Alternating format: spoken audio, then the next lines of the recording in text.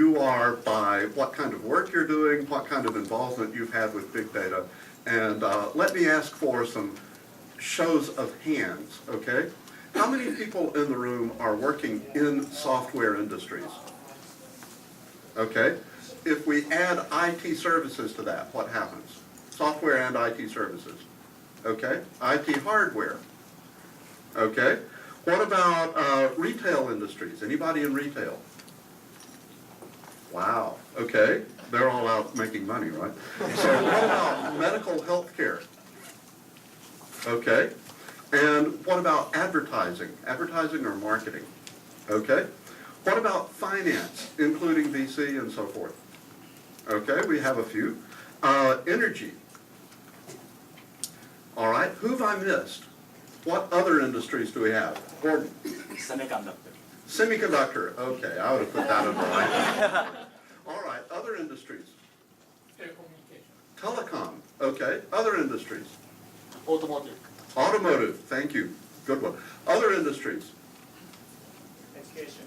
Education. Good. Other industries? Government agency. Government agency. Legal services. Legal services. See what a broad range of people are interested in big data? Now, I want to know, how many people here have actually used big data to solve some problem? Now, if I define big data as at least a petabyte or more, is it still the same hands? So, terabyte. Okay, okay. Are there any data scientists in the room? Why aren't you down front? Okay.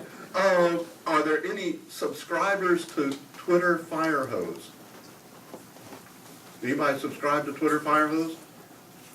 Wow, do they need business?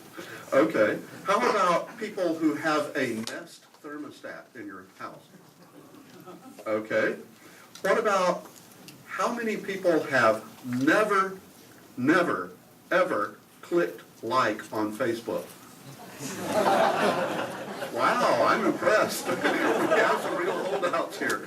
Okay, so I think the first thing to do is to let our panelists introduce themselves. And we'll go down the list, and each panelist has a couple of slides. Gee, I recognize him. Okay, we'll go in this direction. First is Knox. What happened to, oh, the monitor's no longer here, so you can't see. All right. So Knox will ask you to go first. Yeah, that's a privacy preserving picture, by the way. My name is Knox Carey. I work for a company called Intertrust. Our business is mostly organized. Oh, this is about me, isn't it? Well, I studied electrical and computer engineering at Cornell.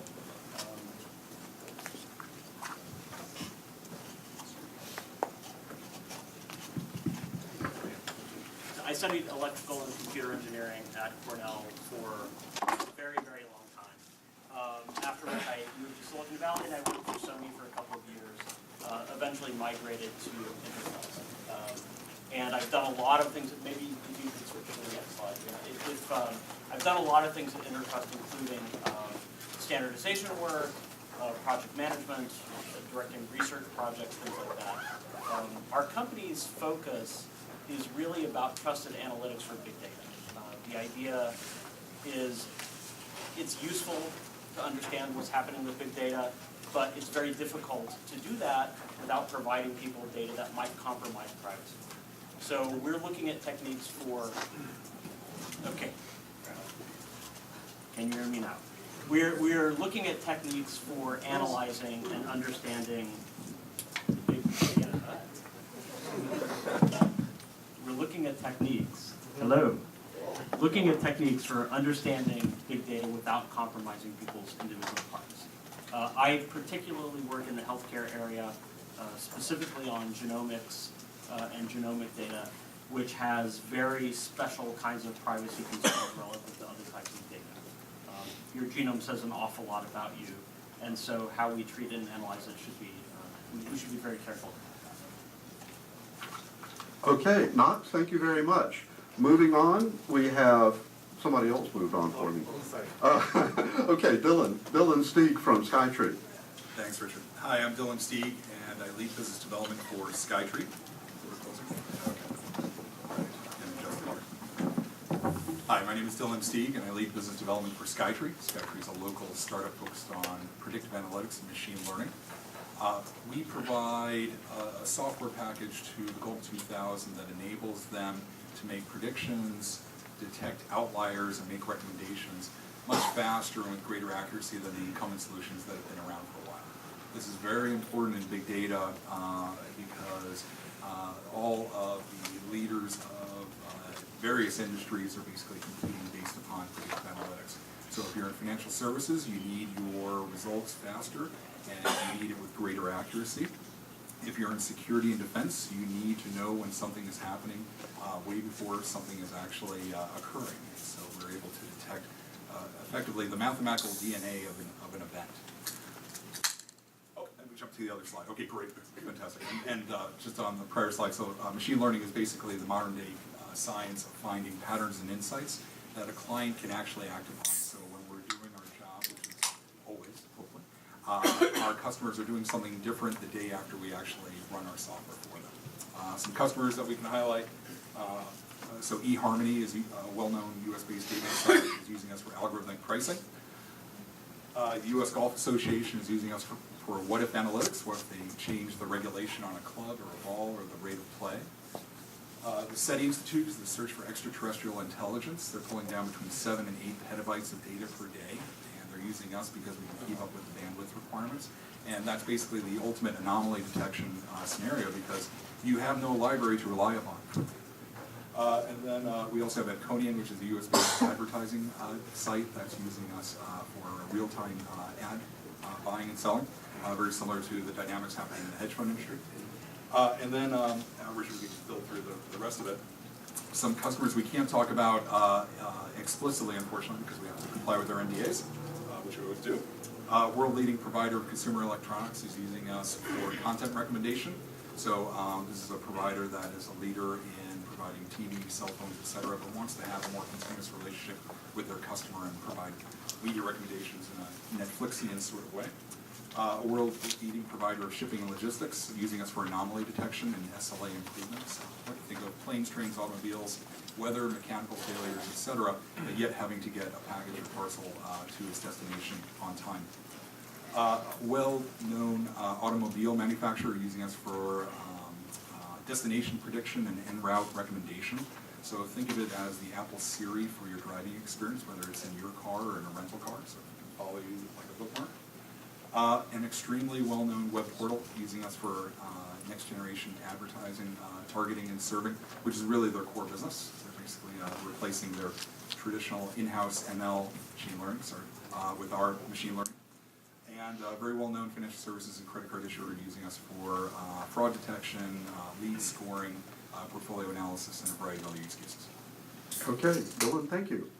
Next up is Neil King. Neil? All right, thanks.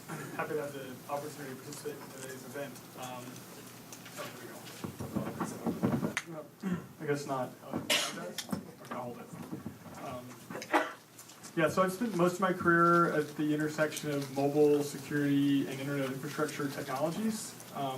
The most direct experience from a big data perspective is my most recent 2 jobs, one of which is Keizai Society, which is a company that I'm actually in the process of founding. I'm still transitioning out of my old job, which is Guavus. So Keizai Society is an enterprise security focused big data company. Guavus is a big data analytics solutions provider that's focused on the telecommunications service provider market and is definitely one of the leaders in that space. Before joining Guavus, I was at McAfee where I was running product management for the mobile security products. And before that, I was heading up corporate strategy and development at VeriSign.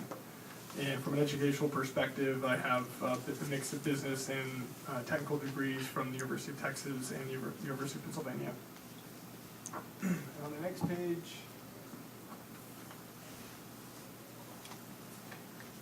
okay. Yeah, so the next page, so I'll talk a little bit more about my direct big data experience. So Keizai Society is focused on leveraging big data and machine learning to more accurately detect and more efficiently investigate threats in the enterprise. We're early stage and in stealth mode at this point, so I won't share too many details, but we're focused on something I call interior threats. These are threats that have bypassed the enterprise perimeter and that are active inside the enterprise. This could either be a compromised asset or user, or it could be an insider that maybe is a malicious insider, or maybe they're meaning well, but nonetheless creating very risky behavior. We can identify all those situations. From a Guavas perspective, I can talk a little bit about my experience there as well. At Guavas, we have really been use case focused, and the types of use cases we're really focused on for telecommunication carriers specifically are, first of all, around the network, network planning and optimization. That's really where we got started. We then added a lot of capabilities around subscriber analytics, including marketing, monetization, and care. And then the third bucket is security, which is what I've been focused on at Guavas. I'll share one specific use case. It's always useful to know how other companies use our product related to our subscriber analytics. One of the particular products there is our care analytics package. One of the large cable manufacturer or cable providers in the U.S. Is using our product to marry up the data that from the calls into care with the network data to be able to identify the root cause of the problem without going on site. So when they're able to, and by doing this, they're able to call off truck rolls to homes, which can save many tens of millions of dollars per year as one of the outcomes. There are others, but that's kind of the most impressive one. So happy to discuss more about my experience later in the panel discussion, Q&A, or after the meeting. Okay, thank you, Neil. Next up is Kelly Rapada. Kelly?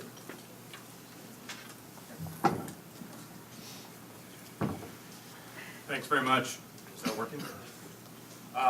Like I said, my name is Kelly Rapada. I'm the Global Director of Strategic Accounts at AutoGrid. AutoGrid's a big data analytics company specifically for the utility industry. Most of our customers and our partners now are in the electricity industry. As part of being Global Director of Strategic Accounts, that means that I do business development, I work with sales support for all of our channel partners, and then I open new markets. So the new markets that we've been in most recently are Australia, Hong Kong, Korea, and Japan. We have a major focus on Japan. We've been over there for about 2 years now, so we know a fair amount of what's happening in the Japanese market for big data analytics for utility industries, which when you talk about big data and large utilities, some of the largest ones are in Japan. Okay. Yeah, you can go ahead and move on. So just a little bit of a background. We're a spin-out from some research that was done at Stanford University. Our CEO, Amit Narayan, was the director of Smart Grid Research at Stanford. We're funded by local venture capital firms, Voyager and Foundation. In our most recent round, we raised with strategic partners, VCs for E.ON, which is the largest utility in the world, and Florida Power and Light, one of the most progressive utilities in the United States. We have 3 direct partnerships with Schneider Electric, one of the largest electric companies in the world, Silver Spring Networks, based here in Redwood City. That's one of the largest AMI providers, basically smart metering infrastructure. And then a lot of you probably are familiar with Entity Data, a subsidiary of one of the largest companies in Japan. Just to show that we're not just a startup, we've been around for 2 years, but we've made some serious inroads with many of the large utilities, the progressive utilities in the U.S. and throughout the world. I won't speak to what we do for each of these, but effectively we do big data analytics, and we find specific use cases for each utility that we work with, predominantly around demand response, predictive asset failure, and theft protection. Electricity theft is the 3rd largest form of theft in the world behind automobiles and credit cards. So that's a quick background. I think we'll get a little bit deeper into the use cases as we move forward. Sounds good, Kelly. Kelly, just to confirm, your company is AutoGrid, right? AutoGrid Systems, that's correct. Okay, thank you. Next up is Jim Maracanda. Jim? Yes, good evening, everybody. My name is Jim Maracanda, and I'm with ISI Dentsu of America, and so I think my position might be a little bit different from some of the other panel members. But basically, ISI Dentsu is Dentsu Group's systems integrator subsidiary. I'm sure most of you are familiar with Dentsu Group in Japan, the huge advertising conglomerate. So ISI Dentsu is about 60% owned by Dentsu. And basically we have three main groups. One group services Dentsu called the Communications IT Group, and that group has been looking at different big data platforms for analyzing some of the ad data and promotion data coming from Dentsu.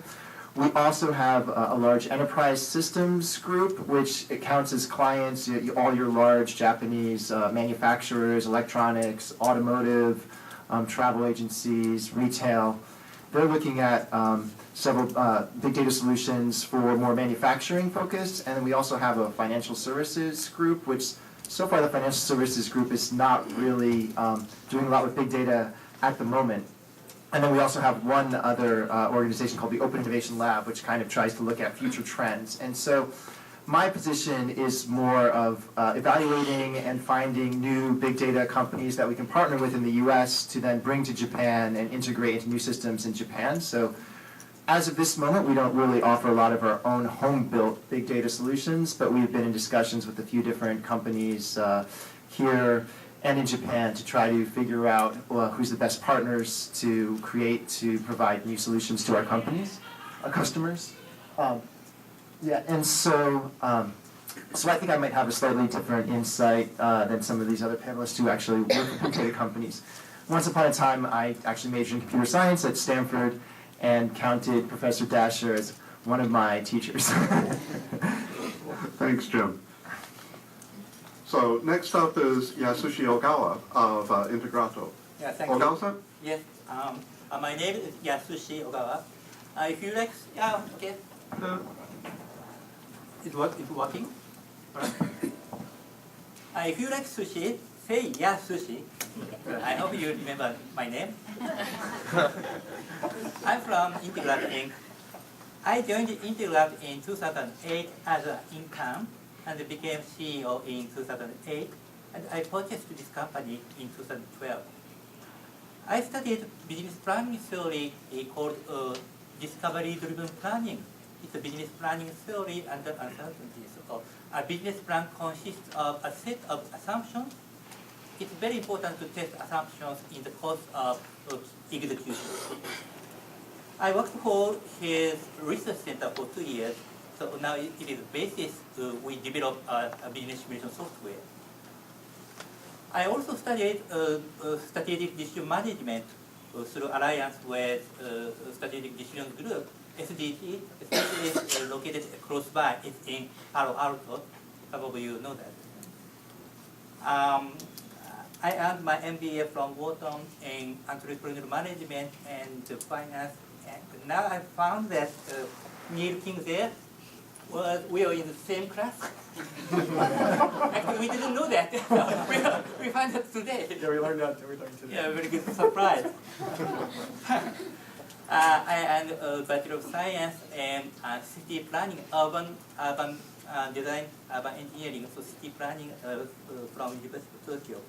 I believe that business simulation will make the world better by helping companies growth under uncertainty. Yeah, my company pioneered business simulation. Business simulation combines business modeling and data analysis to support growth under uncertainty. Our company's client companies include pharmaceutical companies, heavy industries, consumer electronics, utilities, or universities. They use business simulation mainly for investments in R&D or capital expenditures on new businesses.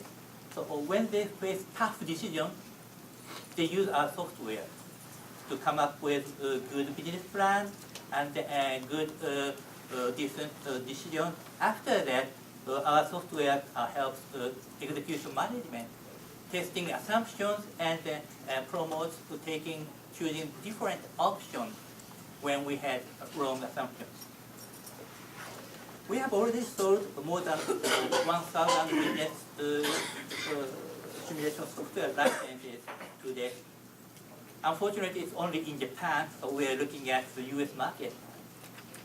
We see huge opportunities as companies seek new growth with appropriate governance, so taking risk and good governance, so with our software. Also, we see that COSO for internal control released a new framework for internal control last year, placing strong emphasis on risk assessment. We think business simulation is the next logical step in IT solutions because IT solutions are shifting from past to present, real time to near future. Business simulation is positioned in the future, we think technologies are shifting toward our solutions. We are determined to be the world #1 business simulation software company. Thanks. Okay, yeah, Sushi-san, thank you very much. So, as you hear from all of our panelists, we have a number of different perspectives to look at big data from. The first thing I want to do is to turn around and look at the title of today's session.